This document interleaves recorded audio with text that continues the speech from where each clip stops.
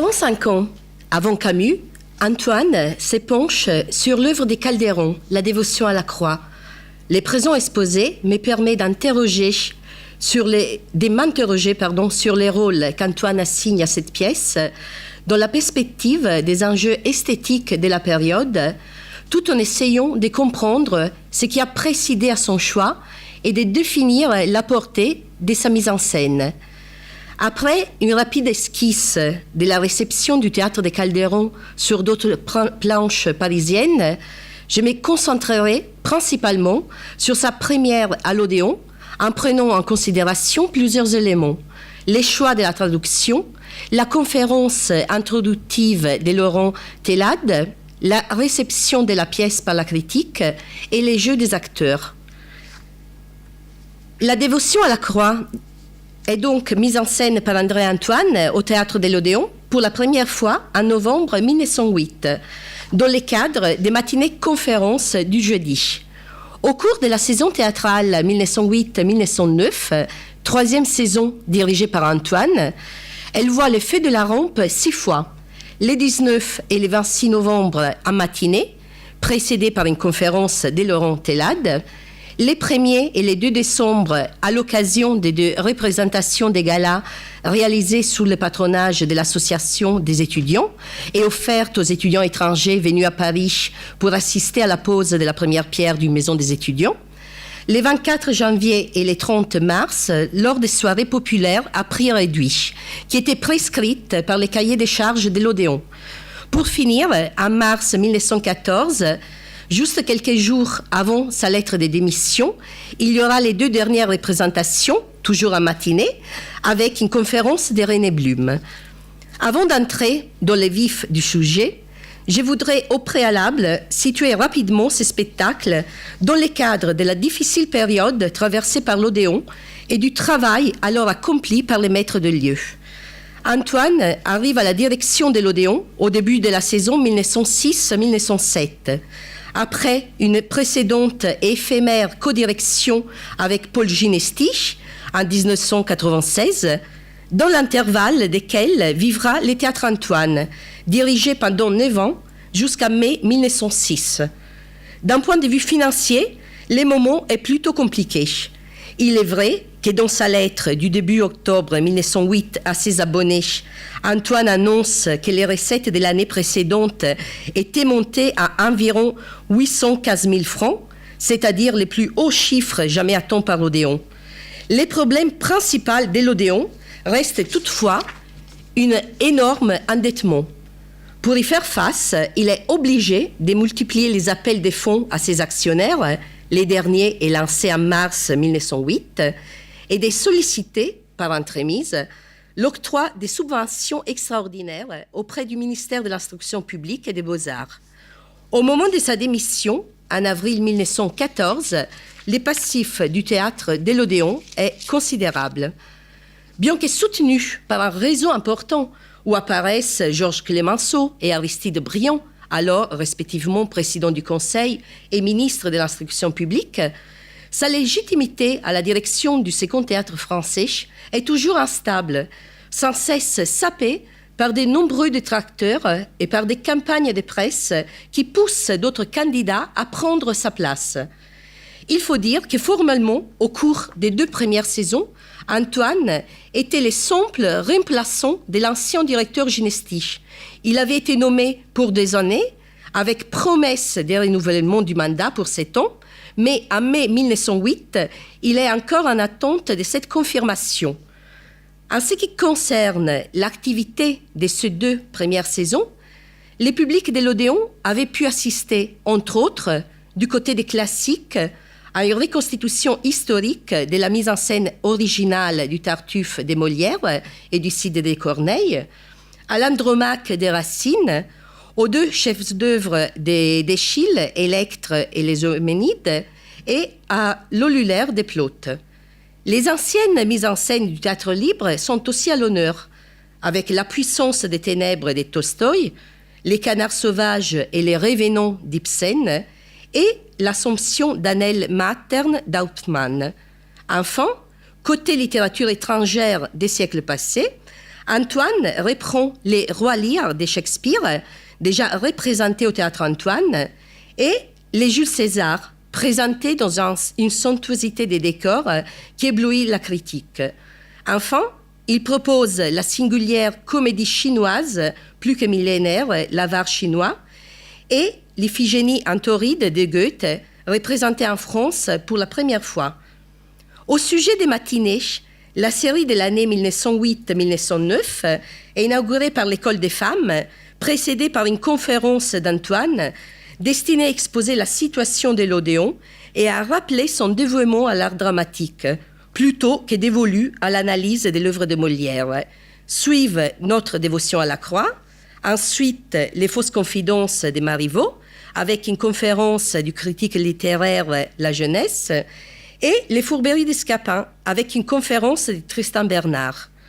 Au cours de la même année, on assistera entre autres à l'Andromaque des Racines avec une conférence du journaliste Ernst Charles et au mariage des Figaro de Beaumarchais avec une conférence de Jules Renard. Ensemble ou séparément, Antoine et l'Odéon avaient déjà rencontré l'Espagne. Au milieu du XIXe siècle, en 1843, Calderon est mis en scène à l'Odéon avec les médecins de son honneur. En 1903, Antoine donne des représentations au Théâtre Zarzuela de Madrid avec sa troupe du Théâtre de l'Odéon avant de partir pour une tournée en Amérique du Sud. En novembre 1907, il met en scène à l'Odéon un autre auteur du siècle d'or espagnol, Guillaume de Castro, avec sa Jeunesse du Cid, suivi en 1912 par l'Étoile de Séville de Lope de Vega. En novembre 1908, la dévotion à la croix est annoncée par la presse comme une première en France. Il faut toutefois rappeler que les théâtres de Calderon n'étaient pas tout à fait inconnus au public parisien. La compagnie du Théâtre espagnol de Madrid, dirigée par Maria Guerriero et Fernando Díaz de Mendoza, avait trouvé auparavant son espace sur les planches parisiennes. Cette troupe, spécialisée dans les répertoires du siècle d'or et des pièces des grands auteurs modernes, avait donné plusieurs représentations au Théâtre de la Renaissance, en automne 1898, au Théâtre de l'Athénée en juin 1900, était revenu pour une autre tournée dans la saison 1903-1904. À ces occasions, les publics parisiens avaient eu la possibilité de voir deux comédies de Calderon, jouées en espagnol, Maison à deux portes, maison difficile à garder, et l'Alcade des Alaméas. Par ailleurs, l'intérêt pour les drames, la dévotion à la croix, avait déjà été exprimé par certains théâtres à côté, comme les qualifiait par cette formule devenue célèbre Adolphe Aderer. En effet, en 1894, la presse annonce une adaptation du drame de Calderon, 4 actes en vers, réalisé par le poète et romancier suisse Charles Fuster, destiné au Théâtre des Poètes de Charles Léger, ouvert en 1893. La lecture, qui obtient un vrai succès de curiosité et d'émotion, et produit les plus grands effets, selon les mots des chroniqueurs du Gil Blas et de la Lanterne, ne sera pas suivie par sa représentation, toutefois annoncée pour la mi-avril. L'Uniepo, aussi, avait témoigné de son intérêt pour l'œuvre de Calderon. Dans son manifeste de l'œuvre internationale, qu'il publia en septembre 1895, il envisage 8 grands cycles de théâtre.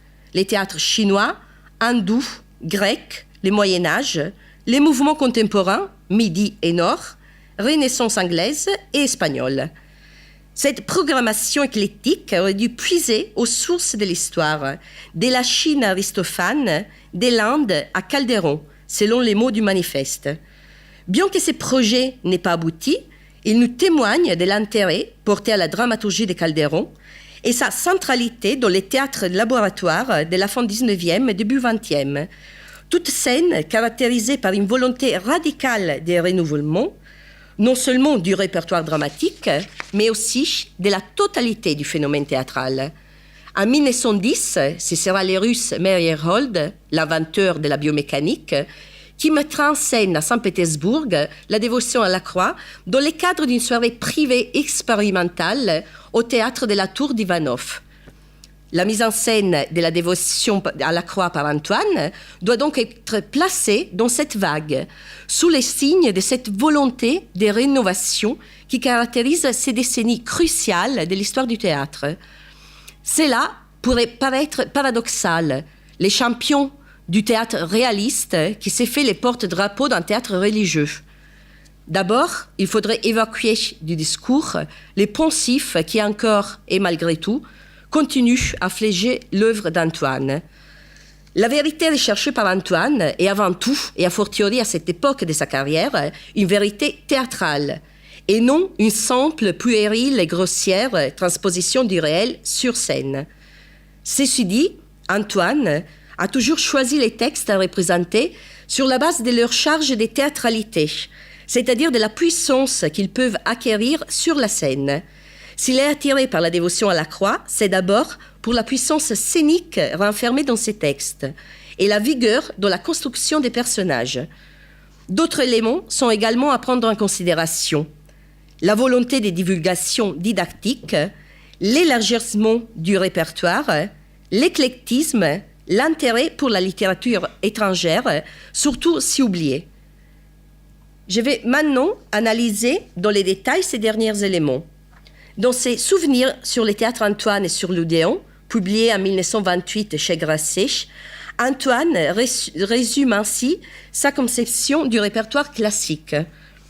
J'entrevois pour les répertoires classiques non point une modernisation, mais une adaptation au public actuel. Notre vieux répertoire est devenu un véritable pensum pour collégiens, que les gros publics fuient avec précipitation. Et il y a une besogne admirable à tenter dans ces sens. Enfin, on ignore totalement en France les littératures étrangères, et précisément, les seconds théâtres français doit être un instrument d'enseignement et d'éducation littéraire. Rappelons-nous la typologie des publics de l'Odéon.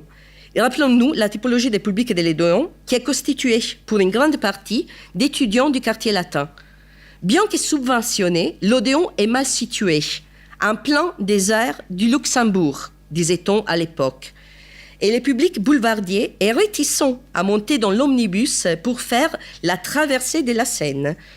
Ainsi, l'objectif est d'éduquer les publics dans une optique qui paraît, toute distinction faite, presque anticiper les théâtres populaires de Jean Vilar, offrir des spectacles de qualité au plus grand nombre et renouveler les répertoires pour faire tomber la barrière qui sépare les classiques des modernes, avec un double mouvement, rendre classiques les drames modernes et rendre accessibles, comme s'ils étaient modernes, les drames classiques. Dans la pensée d'Antoine, la divulgation didactique se transforme en défi, mettre à la portée du public des chefs-d'œuvre de la littérature étrangère, des classiques considérés de difficile compréhension et presque impossibles à monter, comme il le fera pour les Faust de Goethe en 1912. Un instrument particulièrement puissant pour promouvoir la culture théâtrale auprès du public est indéniablement celui des matinées-conférences.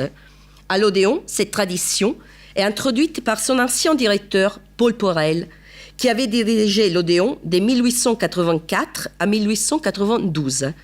Les mêmes Porel avaient naguère prévu de mettre la pièce des Calderon à l'affiche de ces matinées en 1891. Si l'on croit à l'affirmation du conférencier Eugène Lantillac dans sa causerie sur l'atelier des Racines. Antoine insiste à de nombreuses reprises sur la nécessité d'élargir les répertoires avec l'inclusion des formes, des démarches et d'époques différentes. L'idée d'éclectisme était déjà clairement affichée dans les programmes de sa première direction en collaboration avec Ginistich. Ces projets sont immenses. L'Odéon deviendra le théâtre du passé, du présent, de l'avenir. Il servira de temple au répertoire classique et d'asile aux productions ultramodernes du symbolisme les plus aigus. On savourera les fleurs des littératures étrangères, les miels des drames antiques, les réalismes, l'idéalisme fraterniseront sur ce seuil hospitalier.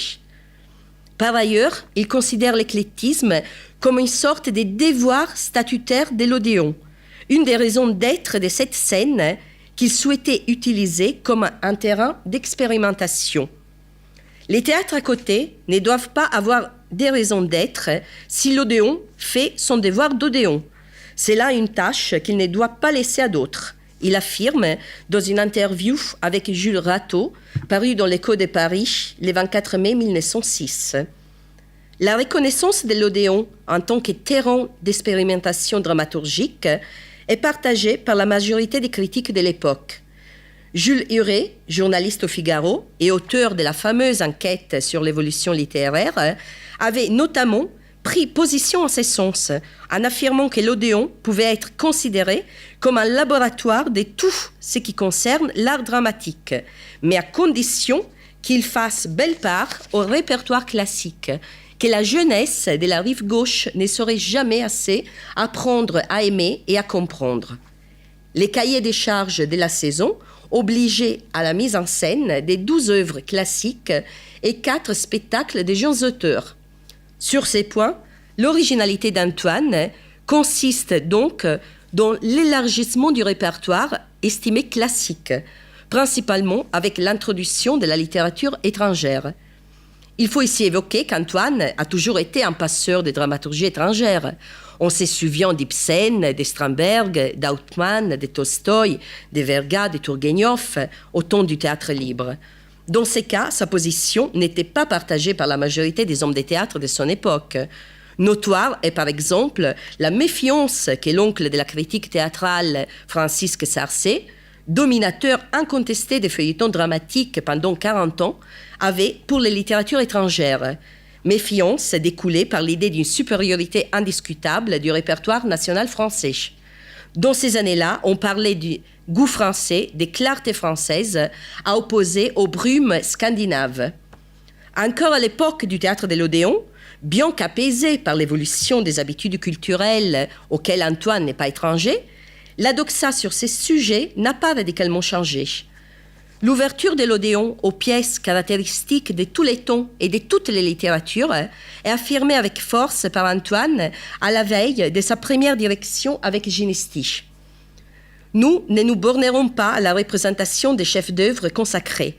Nous nous plairons à des recherches d'histoire théâtrale, à des évocations des pièces caractéristiques de tous les tons et de toutes les littératures. Nous prendrons ces mots des répertoires classiques dans son sens les plus larges. Nous tenterons de piquer une saine curiosité pour les œuvres typiques qui ont déterminé des courants et des mouvements. Sans abuser des réhabilitations, nous ferons volontiers connaître des oubliés. Nous aurons plaisir à remettre en lumière certains écrivains injustement dédaignés. Ces sentiments de revanche, des réparations des torts de l'histoire, des besoins de faire sortir de l'oubli un chef-d'œuvre injustement oublié, animent également les choix de la dévotion à la croix. La même profession de foi sera réitérée au cours de sa direction au Théâtre Antoine. J'estime qu'on ne connaît pas assez en France les littératures étrangères. Il existe cependant, dans beaucoup de pays, des chefs-d'œuvre dramatiques que notre public est fort capable de comprendre et de goûter. Pourquoi ne pas les lui présenter ? Il devrait y avoir un théâtre à Paris où, en accordant aux œuvres nationales présentes une grande place, la meilleure, on montrait des ouvrages qu'une ville comme la nôtre ne peut pas, ne doit pas ignorer. Cette belle ambition aura un coût, celui de la ruine de son entreprise théâtrale.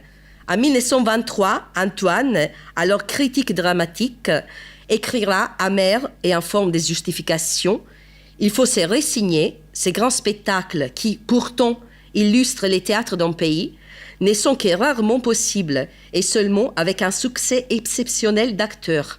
Il amène toujours à la ruine d'une entreprise théâtrale. Au fond, les grands publics fuient les chefs-d'œuvre et à chaque époque, il n'a subvenu aux frais de leur culte.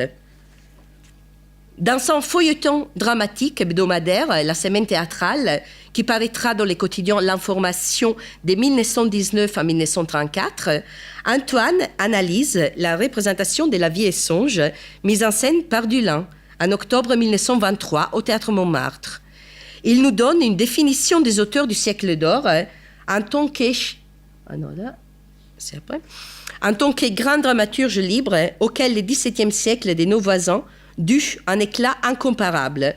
Notamment, à propos des Calderon, il écrit « Calderon vient à la troisième époque, à l'épanouissement définitif d'un théâtre qui n'a d'analogue, je crois, que celui de Shakespeare.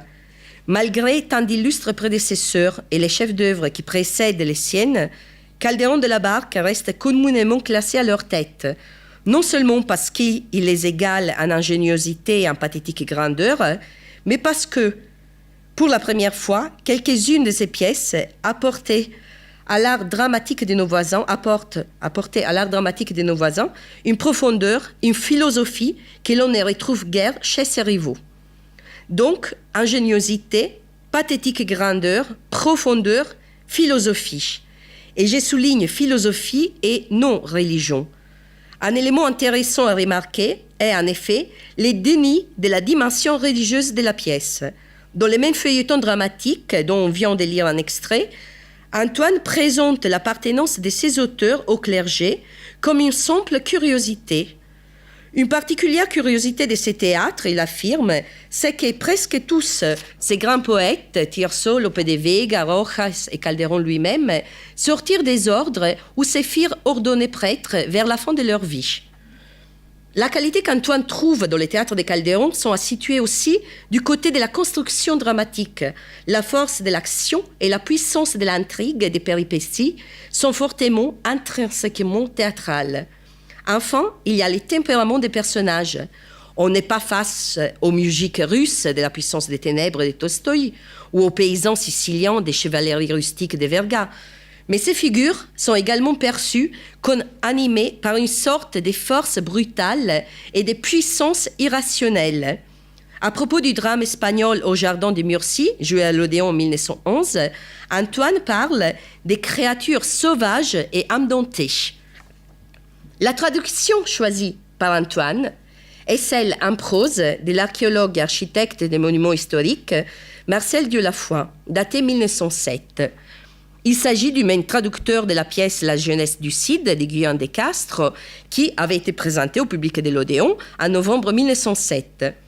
Si on considère l'attitude presque maniaque avec laquelle Antoine approche les textes dramatiques, on peut supposer que la version de Dieulafoy, du reste louée par les conférenciers Télade aussi, était plus respectueuse du mouvement et du caractère du drame que les deux autres traductions plus récentes, celle de Clément Rochelle, sortie par Charpentier en 1900, ou celle de Victor Tissot, toujours sortie en 1907. Pour Antoine, en effet, le choix de la traduction est une étape fondamentale de toute mise en scène. Elle doit être en adéquation, plutôt qu'avec les textes originaux, avec l'esprit du texte, et aussi et surtout avec les nécessités de la scène. Déjà à l'époque du théâtre libre, il avait refusé d'utiliser pour les drames d'Ibsen la version courante du conte de Prosor. Et il avait chargé des auteurs dramatiques, donc férus des règles de la composition et du dialogue, d'une nouvelle version plus adaptée aux exigences scéniques. On semble trop oublier que dans ces histoires de traduction, il y a tout de même, indépendamment d'un texte littéral, une question des théâtres, des mouvements, des dialogues, des mises en bouche des acteurs. Tout c'est je ne sais quoi qui ne donne jamais une traduction mot à mot, écrit-il toujours dans son feuilleton dramatique hebdomadaire de l'Information. Citation qui fait écho à la citation de Camus mentionnée ce matin.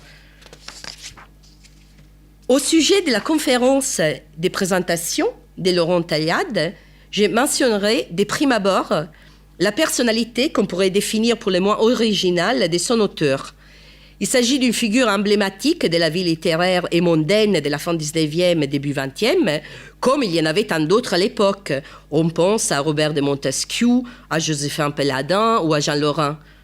Taillade est journaliste, latiniste, poète, parnassien symboliste, dandy, acharné défenseur de la corrida, anticlérical, instigateur d'au moins une trentaine de duels, auteur d'un traité sur l'escrime et la boxe, ainsi qu'esthète libertaire.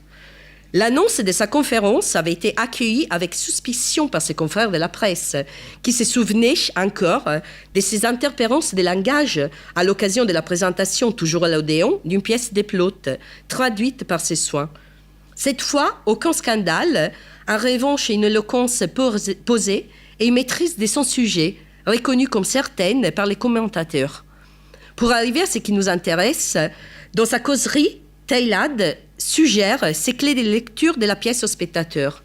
Il définit la dévotion à la croix autosacramentale, acte solennel édifiant, acte de dévotion comparable aux actes de foi ou autos de fait de l'Inquisition. Il se préoccupe de canaliser la foi sous-jacente à l'œuvre dans une grille de lecture bien cadrée. La foi est trop ardente, absolue, elle est trop robuste pour que les choses naïves induisant au sourire les hommes d'à présent puissent devenir ici l'objet d'une quelconque dérision. Et encore, nonobstant les dogmatismes, la théologie et l'absence des mobiles immédiates, un poème tel que la dévotion à la croix n'a rien de languissant ou d'ennuyeux. L'on peut, en toute franchise, l'admirer sans courir les dangers d'être stigmatisé par les noms des cléricales. Ensuite, il fait appel à la grâce avec un G majuscule dans les textes. La dévotion à la croix met en acte un de ces retours de la grâce, inattendu et fulgurant comme un coup de tonnerre, avec quoi la raison ni la critique n'ont rien à démêler. Un journaliste présent à note: tous ceux qui remplissaient hier la salle de l'Odéon ont fait l'effort qui leur était demandé, et pas un d'eux n'a souri à certains passages qui, mal saisis par des cerveaux non prévenus, auraient couru les risques de ne point produire leur véritable effet. De surcroît, Teilhard propose une lecture singulière des personnages de la pièce. Alors, encore que des bariolures véhémentes et poussées dans toutes sortes d'actions tumultueuses, les personnages n'ont pas un caractère individuel, une personnalité, une idiosyncrase, à les distinguer fortement. Ils ne prononcent jamais les paroles décisives qui donnent au mot l'empreinte d'une âme. Ils passent devant nos yeux à peu près comme les personnages d'une tapisserie, comme la chevauchée hâtive et les figures clignotantes d'un cinématographe. Ce qu'ils semblent voir en filigrane est une parade, un théâtre de marionnettes. C'est pour cela qu'il fait une comparaison avec les personnages de la dévotion et ceux du Roi Bonbons de Marinetti, pièce qui avait été publiée par les Mercure de France en 1905 et qui sera jouée au Théâtre de l'Œuvre en avril 1909. Avant-dernier point de mon exposé, mais voici la thématique de la réception de la pièce par la critique. James Sanders, dans son œuvre dédiée à la direction d'Antoine l'Odéon, parle d'une conspiration du silence autour de la dévotion à la croix, qui ne fut guère commentée par la presse. Effectivement, bien que la pièce soit annoncée dans tous les principaux quotidiens à la rubrique des programmes théâtraux, les commentaires a posteriori sont presque inexistants. Dans les annales du théâtre et de la musique d'Édouard Noël et Edmond Stulling, les 2 matinées du 19 et 26 novembre ne sont même pas mentionnées, à la différence des autres matinées-conférences qui sont toujours présentées, souvent avec profusion de détails. Alors pourquoi cette conspiration du silence ? On peut formuler des hypothèses. En premier lieu, les manques de méconnaissances du siècle d'or, des connaissances du siècle d'or, amènent de nombreux critiques à considérer la pièce comme une sorte de bizarrerie, si difficile à appréhender, faute des références et d'études historiques sur les sujets, qu'ils préfèrent le silence. Deuxièmement, la considération de Calderon comme un poète catholique et chevaleresque, tout à fait antithétique à l'esprit critique et sceptique bien français, gênait les éditorialistes proches d'Antoine. Donc, et aussi, ils préfèrent le silence. En revanche, les journaux catholiques, qui par principe auraient pu s'intéresser à la pièce, n'avaient jamais donné beaucoup d'espace au travail d'Antoine. Prenons par exemple le quotidien La Croix. Il relate sans trop d'enthousiasme les spectacles de l'Odéon, même les Jules César, un spectacle phare qui avait eu un succès étourdissant, n'allait droit qu'à une simple mention. On vient de jouer à l'Odéon Jules César de Shakespeare. Point. Si on regarde les occurrences de l'entrée Odéon dans ses quotidiens, on s'aperçoit qu'on utilise ces termes plus souvent pour désigner la place, les quartiers, les commissariats de police, la ligne du bus Clichy-Odéon, que pour relater l'activité du théâtre. Par conséquent, on comprend bien que cette ligne éditoriale ne pouvait pas laisser la place à une simple matinée-conférence. De surcroît, pour la critique conservatrice, mettre en scène la dramaturgie étrangère signifiait encore ne pas mettre en valeur la dramaturgie française. Ce qui est sûr est que le public est accouru en grand nombre. On sait que la pièce a rapporté 474 francs des recettes la première matinée, selon la déclaration d'Antoine dans un article paru dans le journal. Si on fait une comparaison avec la plus grosse recette jamais constatée à l'Odéon pour une seule soirée, c'est-à-dire les 3600 francs pour les David Copperfield de Dickens, on peut affirmer que les succès étaient tout à fait satisfaisants. Heureusement, pour l'historien, quelques gazettes échappent à cette conjuration du silence. Avant tout, la revue Comédia, les quotidiens théâtral, artistiques et littéraires, alors dirigés par Gaston de Pavlovsky. Jean Raffanel, sous le pseudonyme de Maximin Roll, dédie plusieurs articles à l'analyse de la pièce, sans malheureusement nous renseigner ni sur la mise en scène ni sur les décors. D'autre part, à ce sujet, je n'ai trouvé aucun document dans les fonds d'Antoine, ni dans les archives du théâtre de l'Odéon. En absence de détails sur les décors et sur la modalité de mise en scène, il me reste à traiter mon dernier point, les jeux des acteurs. Parmi les rôles principaux, 4 sont interprétés par des acteurs débutants qui venaient d'être fraîchement engagés à l'Odéon. Maurice Chambreuil, dans les rôles de Curcio, Denis Dinès, dans celui de Gilles, Germaine Revers, dans celui de Menga, et Adrien Baird, dans les rôles de Julia. Quant à Eusebio, il est interprété par Jacques Gretilla. C'est compris des tragédies au Conservatoire en 1906. Il avait fait son début sur la scène de l'Ambigu en mai de la même année dans les rôles du traître. Il se spécialisera ensuite dans les personnages comiques, truculents, ridicules ou vaniteux. Maximin Roll, dans les pages des Comédias, nous renseigne sur son interprétation et celle de ses collègues. Gretilla est félicité pour avoir joué Eusebio avec une grande conviction et une belle ardeur juvénile. En laissant écrire Roll, il est heureux de jouer les rôles difficiles et fatigants d'Eusebio. Il l'a dans la peau. Il s'y met à son aise, bien servi par son physique, un peu moins par sa voix, plus tendre que vigoureuse. Tout compte fait, ce qu'il nous donne est plein de sincérité et d'intelligence. Maurice Chambreuil, Curcio, futur secrétaire de la Comédie Française, premier prix des tragédies et c'est compris des comédies au concours du Conservatoire en 1908, venait de s'essayer dans des rôles de raisonneurs. Avec la dévotion à la croix, il passe à l'emploi du père noble. Et ce père noble, continue Raffanel, bardé de fer, barbu et farouche, a rencontré en lui un très convenable interprète. Le jeune artiste de belle présence a fait preuve à la fois de dignité, d'émotion et n'a manqué de force que dans quelques courts passages de son nouveau rôle. Denis Dinès, Gilles, lui aussi futur sociétaire de la Comédie Française, ainsi que professeur de conservatoire et doyen honoraire de la Société des comédiens français, est loué par Roll, qui écrit « Ces débutants, qui connaît déjà son métier à fond, possède des dons comiques de premier ordre et il sait s'en servir. Il joue les paysans Gilles avec beaucoup d'esprit et de fantaisie. » Pareillement, Germaine Revers, premier prix des comédies au Conservatoire en 1908, paraît posséder, toujours selon Roll, de l'esprit et de la fantaisie. Et elle l'éprouve en donnant à Menga, la femme de Gilles, un aspect et des attitudes cocasses. Elle ne peut guère tirer d'autre effet d'un personnage qui n'est, à proprement parler, que silhouetté par l'auteur et traverse l'action sans y prendre réellement part. En effet, Revers développera ses qualités d'esprit et de fantaisie dans une carrière de plus de 40 ans au cinéma. Vedette du cinéma muet, il franchira les caps du parlant avec succès, en passant de l'emploi de la soubrette comique dans la prospère série des Rigadins de Georges Monca, à celui de la Duègne dans les films de Sacha Guitry, La Poison, avec Michel Simon, dans laquelle elle sera Blandine, l'épouse acariâtre et ménagère alcoolique aux pensées criminelles. Ancienne du théâtre Antoine, Adrien Baird, la jeune première, interprète la fille de Curcio, Giulia.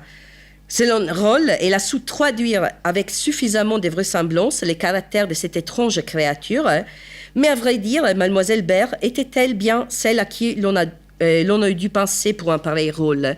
Mademoiselle Baird est une jolie jeune femme, un peu petite, gracieusement rondelette.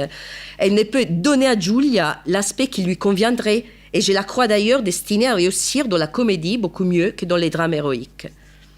Pour conclure, c'est quelques informations sur la distribution et les particularités des comédiens constituent autant d'indices pouvant nous éclairer sur certaines caractéristiques de cette mise en scène.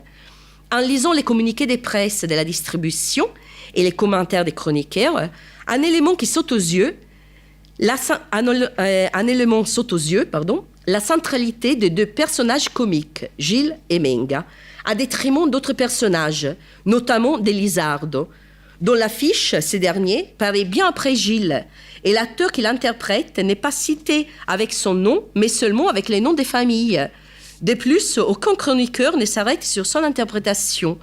On pourrait penser à une simple hiérarchie des comédiens, mais ce n'est pas le cas, car Lisardo, interprété par Pierre Renoir, premier prix des tragédies au Conservatoire en 1907, ainsi que fils du peintre Auguste Renoir, et futur collaborateur de Louis Jouvet. En conséquence, la seule explication possible est à rechercher au niveau de la mise en relief de la composante comique de la pièce, donc des intermèdes burlesques et parodiques. Cette thèse est confirmée par la comparaison qu'on a vue proposée par Télade avec les rois bonbons de Marinetti et par sa réflexion à propos des personnages dépourvus d'un vrai caractère individuel et poussés dans les tumultes de l'action. Parler des tumultes de l'action signifie souligner l'importance du mouvement sur scène. Il n'est pas étonnant d'envisager qu'Antoine ait pu concevoir cette mise en scène sur l'enchevêtrement d'actions rapides, dans une sorte de soutenue et perpétuelle fuite en avant que les intermèdes burlesques auraient contribué à rythmer. Par ailleurs, attirer l'attention sur les comiques est aussi un moyen pour mieux faire accepter l'altérité de ces drames, perçus comme lointains, à tous égards, un public pérompu avec ces genres de dramaturgie. En tant que praticien de théâtre, Antoine pressentit donc les caractéristiques théâtrales de la pièce, entre autres les mélanges des tragiques et des comiques, et l'intègre à l'éventail de ses expérimentations visant à élargir le répertoire et à éduquer les publics.